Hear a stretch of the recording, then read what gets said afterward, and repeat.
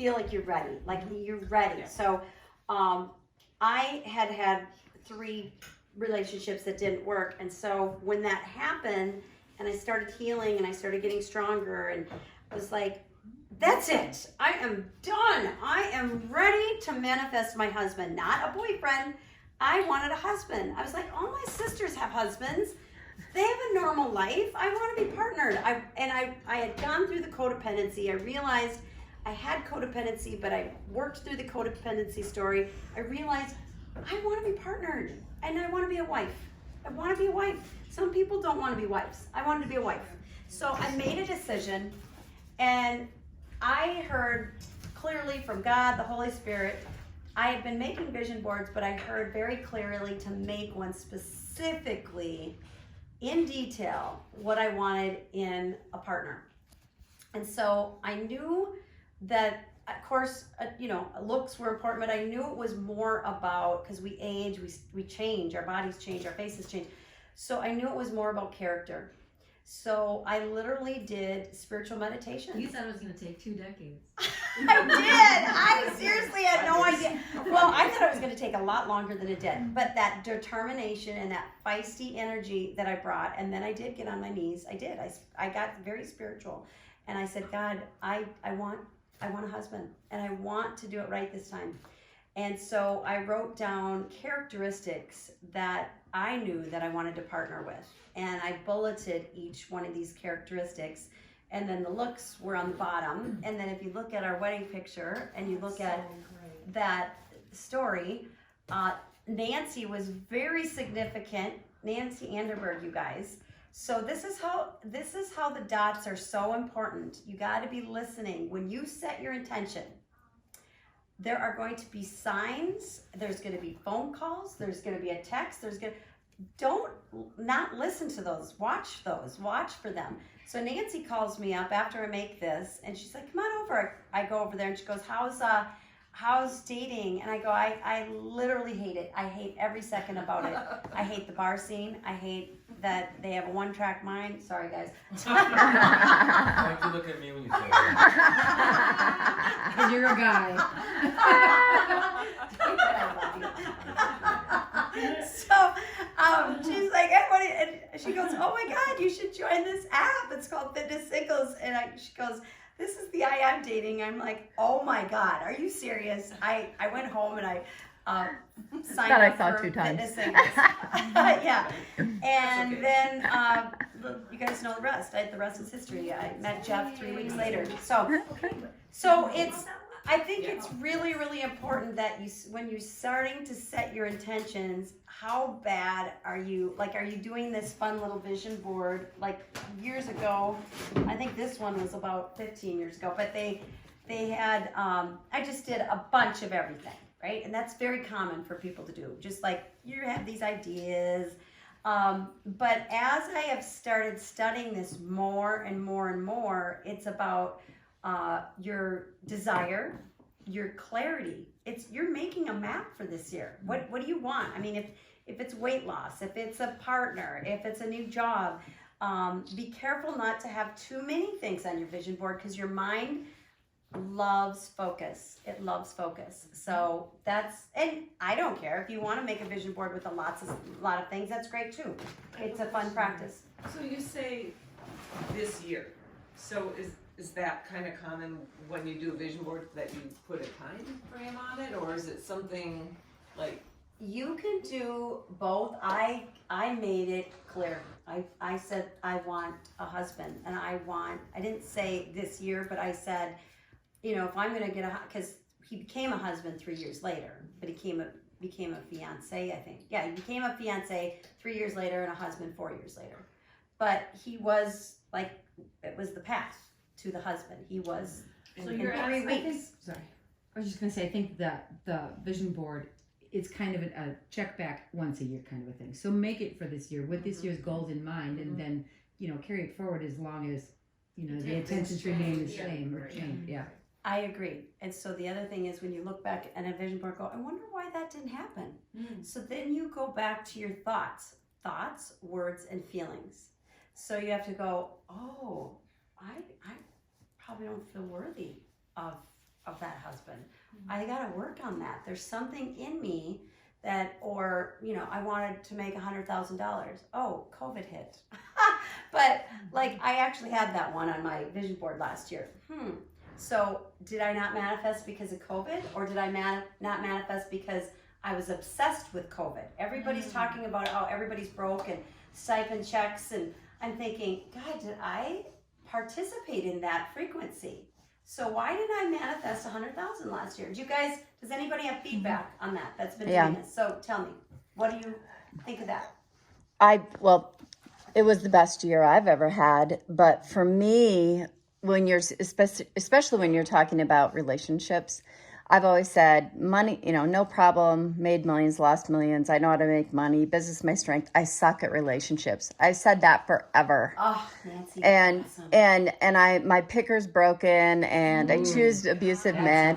And I said all these things, not to say that because I'm making a video for you, not to say that every relationship I've been in are marriages that were abusive, but a couple were.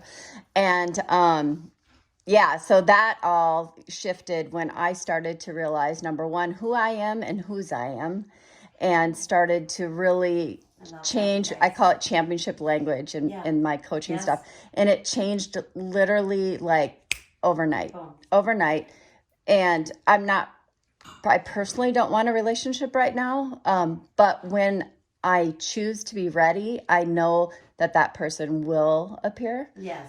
And there's still just some areas of healing that I'm really working in when it comes to worthiness and not choosing fear and pride, because that's ugly stuff. You choose that out of your past hurts and wounds. And so I'm moving some things around in very, frequency, moving that wound around to the spot where it's supposed to be, of how it can be used now to help other women. And so that's kind of what's going. Here, this is so rich. It's so rich. I used to tell my girlfriends, we'd be out and about, and I'd say, all I do is attract alcoholics and abusive men. And I said, I think there's a sign on my head. I mean, I was declaring that. So words, thoughts, and feelings. Hello, of course I'm going to have all of them in my life. I was declaring it like I was the owner of it, yeah? So it's just, so why we're having the big Lily the other thing, Mary, what's so interesting is that, teaching this kind of stuff for years, right? I could teach it till the cows come home, but I couldn't receive it for myself. It's so hard to and it just shifted for me literally 2 months ago. The final pieces. It's like that puzzle that you dump out on the table, and you turn all the colored pieces out, right? And then slowly things start coming together.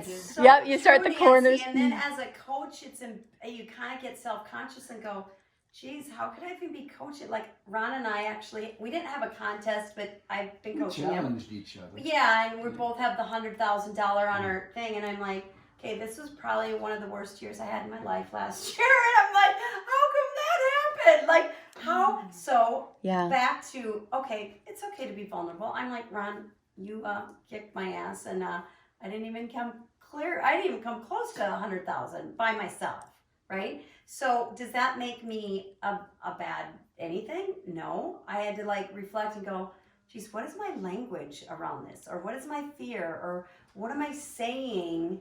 What are my thoughts, feelings, and words? Do I believe I deserve, or do I believe my business can make $100,000 a year? Does that make sense? Yeah. But I also question if $100,000 a year is your most important thing. Well, I don't know that it's that important to you. Thinking. I think money is nice to have and good to have, and it's a desire to have, but I don't think it's in your nature to go after the big bucks. I mean, it might be, you might be driven, but I just don't see you as a money hungry kind of person. You're more. I have big dreams. No, I have big dreams. And big I have aspirations. very big dreams. Yeah. And I actually visualize. But you're very down to earth. But your dreams need money, though, right? Oh yeah, for sure. Not exactly. Well, some of them do, yeah. Sure. I'd rather live underneath a bridge with somebody I love than in a mansion with somebody I hate. I don't know about that. I think it's about your heart intention. Your heart intention. Is it what really brings you your worth and your value? And what were you told when you were younger? In me, it was all about how much money you could make, how hard you could work. Oh, And it that's- didn't matter, no was matter our how much parent. money I made, it wasn't enough to fill those spots, you know.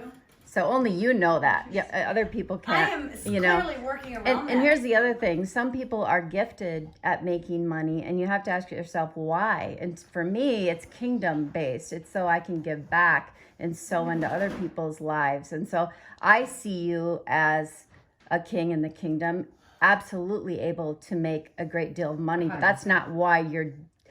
Money doesn't motivate people. There's something else that Right. really motivates people, and Right. and I think that all of us can choose to really, you know, open ourselves up, because I believe that prosperity and blessing are for everyone. Comes in a lot of different forms, but the $100,000 mark, you know, I would say for you, I would honestly, knowing what I know about you and how marketing like online works, that's why I'm making this video for you to help manifest this, honestly, is that your value is so much greater than 100,000. yeah. So much greater. I'd say honestly, take that lid off. Weren't you the one who just said earlier about doing what you love and the money comes? Yeah. You guys, I get Yeah. it. I am being vulnerable with you. Yes, 100%. Yeah. I just, and that's all I do. I always say, if this world didn't need money, all I would do is have a ministry and help people manifest and remove blocks and heal them. And But that's probably all the I- energy you vibrate right there, and Oh, that's why wow. you're not probably pouring in the cash, because you're vibrating the energy of wanting to love and save the world. Yeah, I know. And I'm like, God, Jeff's like, why are you so into, you know, wanting to help other people? I'm like, Because you're an Because it earth feels- mother. it I'm feels the good. same way. so selfish. It feels good. Yeah. I manifested you. I love it. I didn't put that on there. All right, let's get to work, you guys, so we can start cutting and picturing and, okay. But can we do this once a